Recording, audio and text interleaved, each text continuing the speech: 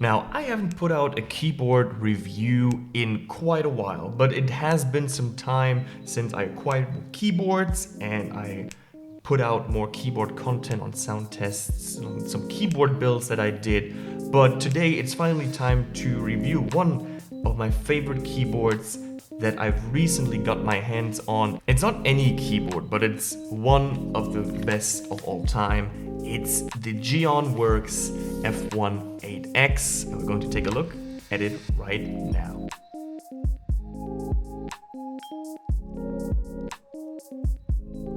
Now, if you're not familiar with Geon, and I'm not going to pretend that I've been in the hobby for so many years that I'm an OG, I only came across Geon and his keyboards through my good friends Sam Pack, but also others like Ino Moshiki, the Superman Joran. Like, all of these people have shown me the F1 in some kind of form on their stream. Sam has been blastering me about the F1 for probably like almost a year and a half and said how good it is that I have to get a PC bottom for it, which I haven't. But finally I got my hands on a silver F1-8X and I'm blown away. Like, I've used this keyboard for 2-3 months now, like almost on a daily. I've used it with an Alu Plate, and I will have all the sound tests like towards the end of the video. I've been using this keyboard with Gateron Black Ink V2s. I spring swapped it to 67 gram extra long TX springs, and they have TX film in it as well. They're lubed.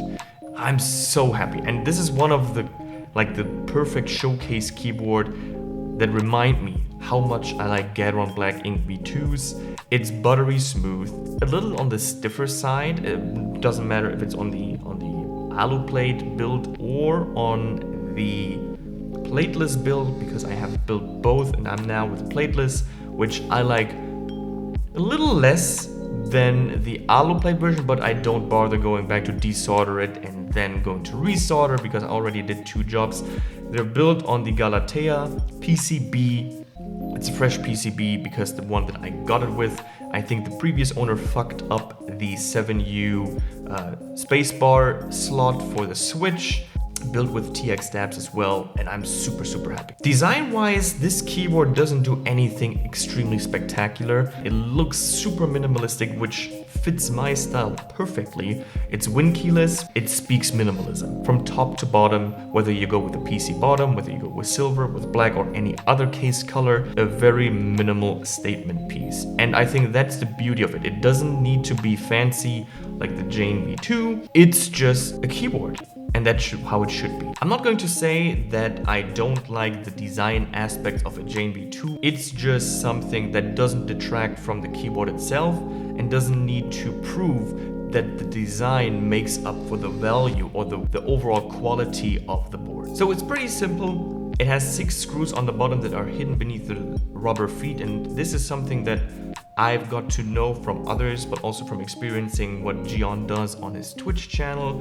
It's everything that he does has an idea behind it, has an intention behind it, and to hide the screws behind the rubber feet is what I think should more manufacturers or keyboard designers take into action into their boards. One of the most beautiful things about this keyboard is that it just takes a couple of screws that are put onto the PCB and fit into the case to go from a plated build to a plateless build, and not a lot of keyboards can do that, and this is what Geon is known for his thoughtful design process and manufacturing process, that these things are possible because he is an actual lover of the community. He's an actual keyboard enthusiast. He's not doing this for money or profit. He wants to design a keyboard that is worth the money and has a lot of attention to detail for how a keyboard should work. Now, I had to be convinced to be a TKL user because for me, like, I was one of these dumbos, like 65 is the way to go, 60% is the way to go. And I fared away from a TKL for the longest time until this bad boy came around. And I had the chance to get it, and now I have to say thank you, my man Sam Pack, for always sticking with the F1s and TKLs. Now I know it. I know why. I always thought when I got into the hobby like two years ago that TKLs are just like like someone who wants to use a full-size keyboard but wants to be a custom and then just chop off the numpad, I was shown the better. Like for me, a TKL, and that's why I got a Jane, and that's why I got into the 50FE group by Hex keyboards. That's probably my favorite form factor now, and I do have a single unicorn, which I will do a separate review in the future.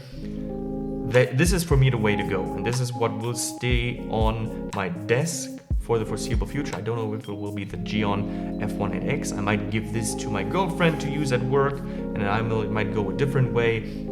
But this board, it just does what it needs to do, but it does it perfectly.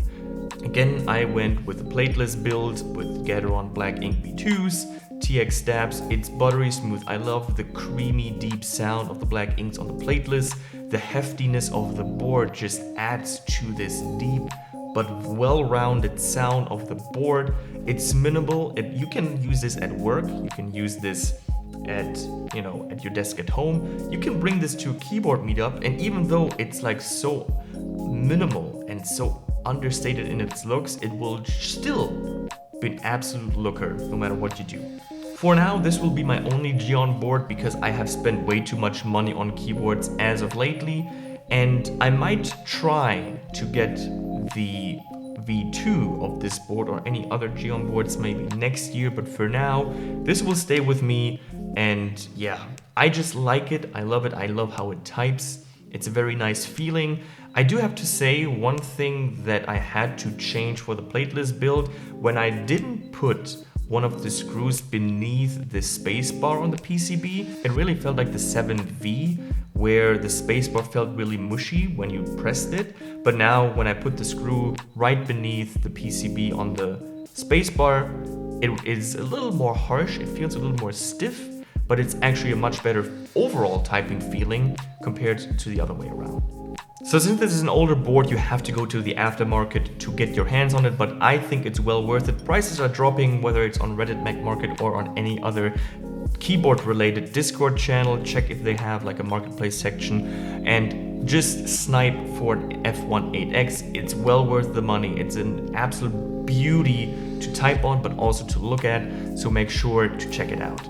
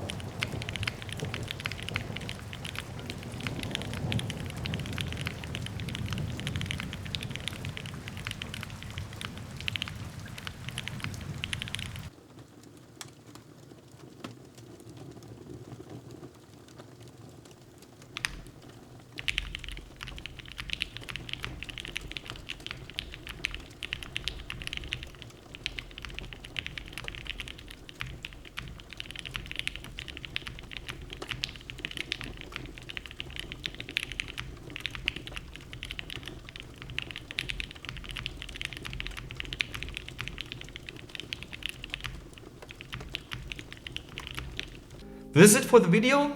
I would say thank you for watching. Make sure to subscribe if you want to see more content, whether it's on keyboards, desk setups, or overall tech reviews. Make sure to also check out the member section if you want to really support me. There's some exclusive BTS, early access, and other stuff coming very soon. That's it, and I'll cue the music. Bye.